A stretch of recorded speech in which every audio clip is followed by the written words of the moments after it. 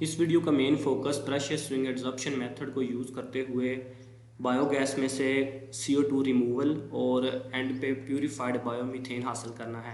इसके अलावा pressure swing adsorption जो मेथड होता है उसमें हम डिफरेंट टाइप की दूसरी जो गैसेस हैं, जैसे हाइड्रोजन प्यूरिफिकेशन के लिए भी ये यूज़ होता है मेथड है, नाइट्रोजन नाइट्रोजन प्यूरिफिकेशन के लिए, अमोनिया के लिए, इस तरह ऑक्सीजन प्यूरिफिकेशन के लिए, और भी डिफरेंट टाइप की गैसेस को प्यूरिफाई करना, एयर सेपरेशन करना, इसके लिए ये मेथड यूज़ होता है। इसमें दो वेसल्स होती हैं, वेसल वेसल ए और वेसल बी कह लें। पहली वेसल को एड्जॉर्प्शन एब्जॉर्प्शन वेसल कहते हैं, जिसमें एड्जॉर्प्शन का फिनोमेना होता है। दूसरी वेसल में डिजॉर्प्शन का फिनोमेना होता है।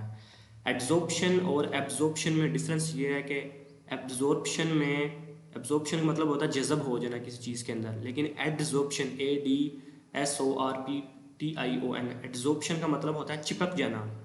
तो इसमें हम नेक्स्ट स्लाइड में देखेंगे कैसे जो हैवियर मॉलिक्यूल होते हैं ना गैस के, जिनका एटॉमिक मास AMU वो ग्रेटर होता है, वो एड्जॉर्प्शन मीडिया के साथ चिपक जाते हैं और जो लाइटर गैस होती है वो इसमें से निकल जाती है। तो इसके अंदर फिल्टर मीडिया का बेड होता है। इसमें आप देख सकते हैं कि एड्जॉर्प्शन बेड होता है, डिफरेंट टाइप के एड्जॉर्प्शन मीडिया, जिसमें कार्बन मॉलिक्यूलर सीव्स होती हैं, जियोलाइट सीव्स होती हैं, और भी दूसरे एड्जॉर्प्शन मीडिया जैसे कि सिलिका जेल, वो हम नेक्स्ट स्लाइड में देखेंगे। उसमें ये जो माइक्रोपोरस पोरस होते हैं, वो मॉलिक्यूलर सीव्स, जिसके अंदर लाइटर गैस जो होती है वो उसको अलाउ करता है कि वो पास हो जाए, और जबकि जो हैवियर गैस होती है वो उसके अंदर ही ट्रैप हो जाती है। इस स्लाइड में एक वेसल के अंदर एड्जॉर्प्शन का फिनोमेना दिखाया गया है। इसमें ये हमारा फिल्टर मीडिया है, कार्बन मॉलिक्यूलर सीव्स। यहाँ से हम इनलेट गैस देते हैं जिसके अंदर methane, carbon dioxide, small amount of nitrogen और small amount of oxygen present है। तो ये एड्जॉर्प्शन, यहाँ पे एड्जॉर्प्शन होती है। ये फिल्टर मीडिया हमारा इस पिक्चर में दिखाया गया है ऑक्सीजन, जिसका एटॉमिक मास 32 AMU बनता है ऑक्सीजन मॉलिक्यूल का, जो हैवियर गैस है एज़ कम्पेयर टू नाइट्रोजन, जिसका 28 AMU बनता है। तो ऑक्सीजन इसके अंदर ट्रैप हो गया, जबकि ये अलाउ करता है नाइट्रोजन को इसके अंदर से पास आउट होने के लिए।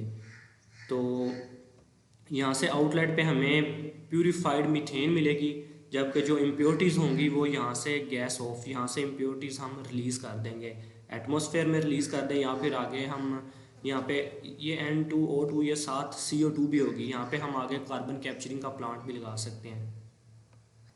एड्जॉर्प्शन का फिनोमेना एक स्पेसिफिक प्रेशर पे होता है, जो कि 8 टू 10 बार प्रेशर होता है। वो डिपेंड करता है कि कौन सी गैस को हम प्यूरिफाई कर रहे हैं और इनलेट के ऊपर कौन कौन सी गैस का मिक्सचर आ रहा है, उस हिसाब से हम एड्जॉर्प्शन प्रेशर सेट करते हैं।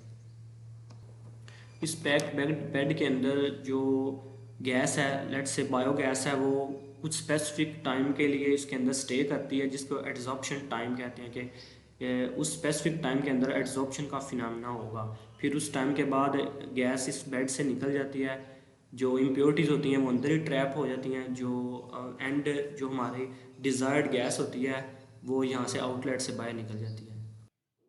इस टेबल इस टेबल के अंदर हम देख सकते हैं डिफरेंट टाइप के एड्जॉर्प्शन मीडिया, जैसे zeolite 13X, zeolite Na, USY, इस तरह carbon molecular sieves, different types के एड्जॉर्प्शन मीडिया आप नीचे देख सकते हैं, सिलिका जेल, और इनकी फीड कंपोजिशन क्या होगी, कौन कौन सी गैस का मिक्सचर आ रहा है। हम यहाँ पे बायोगैस को डील कर रहे हैं, इसलिए इसमें मीथेन और कार्बन डाइऑक्साइड को हम देखेंगे कितने टेम्परेचर के ऊपर आ रहा है। इसके अलावा एड्जॉर्प्शन प्रेशर और डिजॉर्प्शन प्रेशर की रेशो क्या है वो इसमें बताई हुई है।